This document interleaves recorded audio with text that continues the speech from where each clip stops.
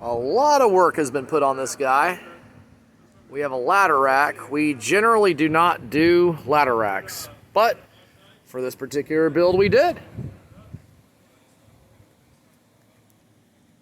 We have a 12-volt soft wash system that we put on here. We have a 4,000 PSI at 8 gallon per minute Honda IGX 800 system. That's the 12-volt system that we put on here. All aluminum, has the metering.